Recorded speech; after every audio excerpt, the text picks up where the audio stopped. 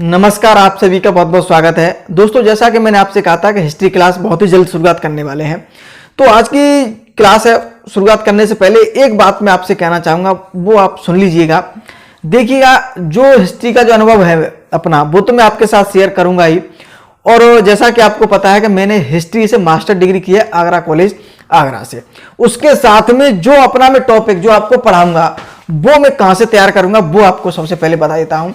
देखिएगा, ये जो मेरे पास किताब है एस.के. पांडे की, जैसा कि मैं आधुनिक भारत आपको पढ़ा रहा हूँ, तो आधुनिक भारत की एस.के. पांडे किताब है। इस किताब को जो स्टूडेंट पढ़ते हैं, वो IAS से जो तैयारी करते हैं वो इसको पढ़ते हैं। मैं भी पढ़ता हूँ, बहुत अच्छी किताब है।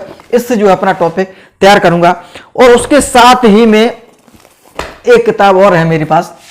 देखिए, ये है आपकी किरण प्रकाशन किताब है। ये किरण कंपटीशन टाइम्स संघ एवं राज्य लोक सेवा आयोग के लिए स्पेशल ये किताब बनाई गई है। भारतीय इतिहास की किताब है। इसमें तीनों है, प्राचीन इतिहास है, मध्य इतिहास और आधुनिक इतिहास, आपको तीनों इसमें मिल जाएंगे। तो ये बहुत अच्छी किताब है, इससे भी अपना टॉपिक हम तैयार करेंगे। और उसके साथ ही में जैसे कि जो आपको मैं टॉपिक पढ़ा रहा हूं, तो उस टॉपिक से जो प्रश्न परीक्षाओं में पूछे गए हैं, तो कौन कौन से प्रश्न परीक्षाओं में पूछे गए हैं, तो उनको भी वीडियो में सम्मिलित करते रहेंगे। तो वो प्रश्न में देखूंगा। देखिए, जैसे कि भारतीय इतिहास की किताब है घटना चक्र की पूर्वावलोकन, तो उसमें क्या है, जो अपना टॉपिक पढ़ाऊंगा उसके प्रश्न में इससे देखूंगा। और एक किताब और है, जैसे कि SSC लेवल की जो तैयारी कर रहे हैं उसके प्रश्न इसमें देखूंगा। तो मैं आपको विश्वास दिलाता हूं, चाहे आप किसी परीक्षा की तैयारी कर रहे हैं, कोई भी प्रश्न आपका नहीं बचेगा। मुझ पर आप विश्वास रखिएगा। तो देखिए, शुरुआत करते हैं। तो एक प्रश्न आपके मन में चल रहा होगा कि सर, आपने ऐतिहासिक क्लास स्टार्ट की है, तो वो आधुनिक इतिहास से शुरुआत की है, प्राचीन इतिहास से क्यों नहीं की, या मध्यकाल इतिहास से क्यों नहीं की। तो मैं आपको बता दूं, मैंने वो इसलिए क्लास ये सबसे पहले ली है आधुनिक इतिहास की, क्योंकि परीक्षा का जो ट्रेंड है, सबसे ज़्यादा जो प्रश्न परीक्षा में इतिहास से जो पूछे जा रहे हैं आजकल परीक्षाओं में, वो आधुनिक इतिहास से ही पूछे जा रहे हैं। तो इस वजह से मैंने जो है क्लास आधुनिक इतिहास को सबसे पहले पढ़ाना शुरुआत किया है। ऐसी बात नहीं है कि मैं आपको प्राचीन इतिहास नहीं पढ़ाऊंगा या मध्यकाल इतिहास नहीं पढ़ाऊंगा, आपको सब पढ़ाऊंगा। एक दो क्लास लेके चलेंगे, एक दो क्लास आधुनिक इतिहास की, एक दो क्लास प्राचीन इतिहास की भी, ऐसे ही सब आपको पढ़ाते चलेंगे। और आप विश्वास रखिए, कोई प्रश्न आपका किसी परीक्षा के लिए नहीं बचेगा। तो देखिए, आज ही हम क्लास शुरुआत करते हैं। देखिए, सबसे पहले पढ़ेंगे हम आधुनिक इतिहास में यूरोपीय कंपनियों का आगमन। तो सबसे पहले प्रश्न मन में ये उठता है कि यूरोपीय जो कंपनियां को जो आगमन हुआ भारत में, उसका क्या मुख्य कारण क्या था, क्यों भारत में आई वो।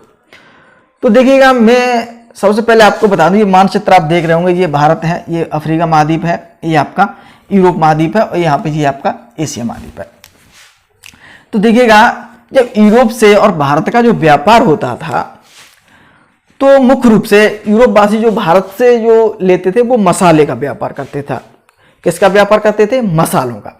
मसालों का व्यापार क्यों करते थे कि यूरोप में क्या है, ये आप देख रहे होंगे, यहाँ पे सर्दी ज़्यादा रहती है, और वो क्या है, मांस का प्रयोग करते हैं खाने में। तो उस मांस की क्या है, मांस को उस मसालों के साथ वो खाते थे, स्वादिष्ट के लिए भी, और जो है मसालों से क्या है, जो मांस होता है कच्चा, वो ज़्यादा दिनों तक ताज़ा रह सकता है। तो इसलिए क्या है, वो मसालों का प्रयोग करते थे। मसालों, जो भारत के जो मसाले थे, वो बहुत ज़्यादा यूरोपवासी जो पसंद करते थे। तो देखिएगा, जो व्यापार होता था उस समय मध्यकाल में भारत से और यूरोप का, उसके लिए दो समुद्री मार्ग थे। दो समुद्री मार्ग से व्यापार होता था। उस समय हवाई जहाज नहीं थे, ठीक है, और जैसे कि समुद्री जो बड़े बड़े जहाज जो वर्तमान में ऐसे जहाज नहीं थे, तो क्या है, वो जो है जहाज होते थे, छोटे छोटे जहाज, उनके द्वारा क्या है, ये समुद्री मार्गों द्वारा व्यापार किया जाता था। उसके दो मुख्य व्यापार थे। एक तो फारस की खाड़ी, जैसा कि आप ये देख रहे होंगे, ये है फारस की खाड़ी। ये देखिएगा, अरब सागर से ये फारस खाड़ी, और वहाँ से ये देखिए तुर्की होते हुए, और फिर यहाँ से हुए जाते थे वो यूरोप के लिए, जो आपका वेनिस जनेवा है उसके लिए व्यापार होता था। दूसरा जो मार्ग था वो था लाल सागर वाला। देखिए, ये है आपका अरब, ये लाल सागर होकर के यहाँ से फिर भूमध्य सागर के रास्ते होकर ये यूरोप के लिए व्यापार होता था। मुख्य रूप से दो जो समुद्री मार्ग थे, फारस खाड़ी और लाल सागर। ये प्रश्न परीक्षा में कई बार पूछा गया है कि भारत का जो व्यापार यूरोप से होता था, किन किन मार्गों से होता था। तो ठीक है, ध्यान रखना है आपको ये।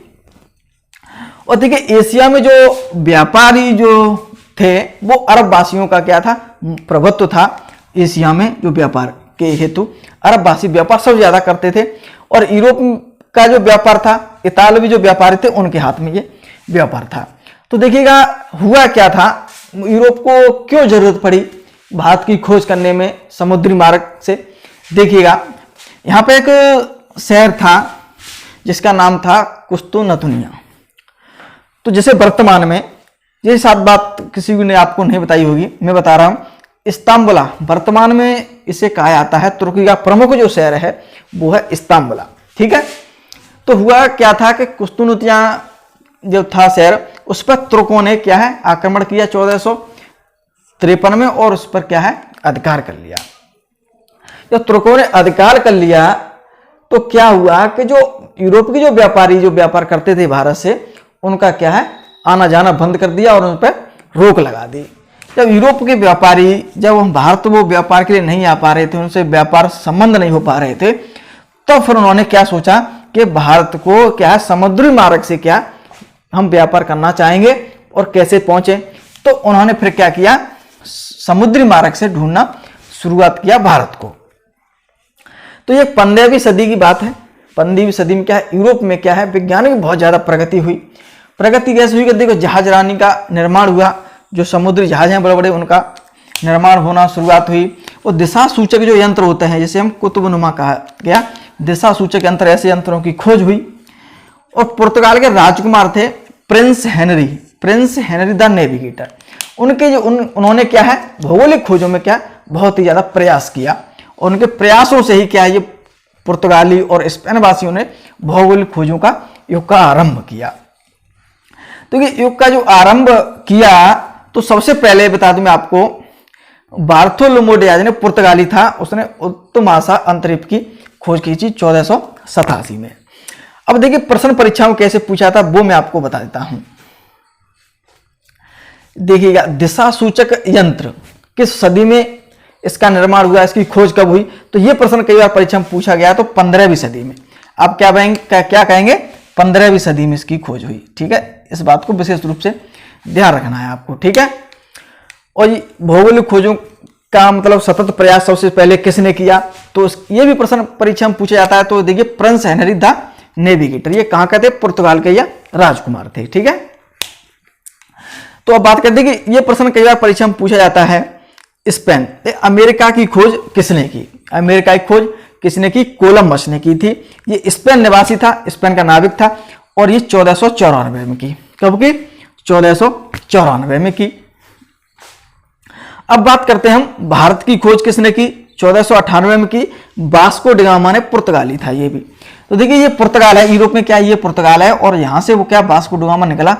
देखिए अपना समुद्री जहाज है उसका, और लेकर के यहां से ये होते हुए अफ्रीका को, यहाँ वो अफ्रीका भी रुका था। लेकिन हम पुर्तगाली जब पढ़ेंगे स्पेशल रूप से, तब मैं आपको सारा डिटेल बताऊंगा। ये तो आपको बेसिक जानकारी आपको इसलिए दे रहा हूं कि जैसे ही आगे हम पुर्तगाली पढ़ेंगे, अंग्रेज पढ़ेंगे, डेनिश या पढ़ेंगे फ्रांसीसी, तो इसमें उसको समझने में आपको बहुत ही बड़ी आसानी होगी। इस आप समझ जाएंगे एक बार तो, ठीक है। तो वो यहाँ से हुए अफ्रीका होते हुए यहाँ से निकल के वो केरल के तट पर पहुंचा था, वो कालीकट स्थान पर, ठीक है। यहाँ पे जमोरन राजा थे, उन्होंने उसका स्वागत किया था। वो हम सब पढ़ेंगे पुर्तगाली जब पढ़ेंगे तब, ठीक है। तो सबसे भारतीय खोज किसने की थी, वास्को डी गामा ने की थी। कब की थी, 1498 में की थी। भारत में वो कौन सी जगह पहुंचा, कालीकट पहुंचा था, ठीक है। कालीकट पहुंचा था केरल में 1498 में, ठीक है। भारत में आने वाला सबसे पहले यूरोपवासी कौन था, पुर्तगाली था। जो समुद्री यात्रा सबसे पहले किसने की, पुर्तगालियों ने की। कौन था व्यक्ति, वास्को डी गामा था। तो ऐसे प्रश्न घुमा फिरा के वो पूछेगा, तो आपको उसमें डाउट बिल्कुल भी नहीं होना है। देखिए भारतीय खोज की, देखिए कुक था, इंग्लैंड निवासी था, इसने ऑस्ट्रेलिया खोज की। देखिए यहाँ पे क्या है, ये अफ्रीका है, ये यहाँ पे एशिया है, यहाँ पे क्या है आपका ऑस्ट्रेलिया है, और यहाँ पे एक न्यूजीलैंड है। तो ये ऑस्ट्रेलिया है, उसकी जो खोज किसने की है, कुक ने की है, इंग्लैंड के थे ये ऑस्ट्रेलिया। एक प्रश्न और परीक्षा में पूछा जाता है तस्मान से लेकर। जो तस्मान था ये हॉलैंड का था, इसने न्यूजीलैंड की खोज की थी। यहाँ पे क्या है, न्यूजीलैंड की खोज की थी इसने, तस्मान ने। तो ये प्रश्न परीक्षा में आपको देखने को मिलेंगे। एक प्रश्न और ज्यादा सबसे ज्यादा पूछा जाता है कि जो क्रम है भारत में जो आए यूरोपवासी, जैसे कि पुर्तगाली, फिर डच आए, अंग्रेज आए, डेनिश आए, फ्रांसीसी आए, तो उनका क्रम हमेशा परीक्षा में पूछा जाता है। तो पूछा है सबसे पहले कौन आए, तो पुर्तगाली आए, ठीक है। उसके बाद कौन आए, डच आए। तो क्रम हमेशा पूछा जाता है, पुर्तगाली, उसके बाद डच आए जो हॉलैंड के निवासी हैं, ठीक है। और फिर अंग्रेज आए, अंग्रेज के बाद डेनिश आए और फिर फ्रांसीसी आए। तो आपको ये ध्यान रखना। सन की हम बात करेंगे तो पुर्तगाली 1498 आए, डच आए 1605 में, अंग्रेज आए आपके 1608 में। ये आपको याद रखना है। अंग्रेज कब आए? 1608 में, डेनिश 1620 और फ्रांसीसी वाला याद रखना है 1668। जो सन आपको याद रखनी है फ्रांसीसी वाली और अंग्रेज वाली और पुर्तगाल वाली, तीन ये आपको मुख्य रूप से याद रखनी है। ठीक है, आगे जैसे कि ये तो था क्रम, भारत में आने वाला जो क्रम था, लेकिन इनकी जो कंपनियां जो हैं उनका जो स्थापना है वो अलग अलग है। देखिए सबसे पहले कंपनी का जो स्थापना हुई है उसकी हुई है पुर्तगाल की। ठीक है, उसके बाद क्या है, जो ईस्ट इंडिया कंपनी है उसकी स्थापना पहले हुई है डचों से, और लेकिन भारत में डच पहले आए, लेकिन ईस्ट इंडिया कंपनी की स्थापना उससे पहले हो चुकी है। देखिए इसकी जो स्थापना हुई है वो ये 1599। ये प्रश्न बहुत ज़्यादा परीक्षाओं में पूछा जाता है कि ईस्ट इंडिया कंपनी की स्थापना कब हुई है? 1599 में। कभी कभी परीक्षा में 1600 भी दे देते हैं, तो आपको कंफ्यूज नहीं होना है, तो इसे ध्यान रखिएगा। ठीक है, डच ईस्ट इंडिया कंपनी 1602 में हुई है। Company the end the oriental की फ्रांसीस, ये 1664 में। ये इंपॉर्टेंट है, इसे याद रखना है। फिर लास्ट में स्वीडिश ईस्ट इंडिया कंपनी 1731 में। तो इस मुख्य रूप से आपको याद रखनी है, ये फ्रांसीसी वाली 1664 में। कौन सी है? Company the end oriental. ये प्रश्न परीक्षा में पूछा जाता है। और ईस्ट इंडिया कंपनी वाला पूछा जाता है, पुर्तगाल वाला। ठीक है, ये भी प्रश्न पूछा जाता है कि भारत में सबसे पहले यूरोपीय कंपनी कौन सी आई, तो उसका नाम आपको मिल जाएगा एस्तादो द इंडिया। 1498 में आई, उसका स्थापना भी 1498 में हुई है। ठीक है, और कौन आया था? वास्को डी गामा, पहला पुर्तगाली आया था। कहाँ आया था? भारत में केरल में आया था, कालीकट के तट पे आया था। तो ये जो थी, जो बेसिक जानकारी थी जो मैंने आपको दी है। ठीक है, और आगे हम पढ़ेंगे जो है पुर्तगाली पूरा पढ़ेंगे, और एक भी प्रश्न आपका नहीं रहेगा आगे वाली वीडियो में। जो थी आज की जो बेसिक जानकारी थी, जो यूरोपीय कंपनियों का आगमन था, वो मैंने आपको बताया है बेसिक जानकारी के रूप में।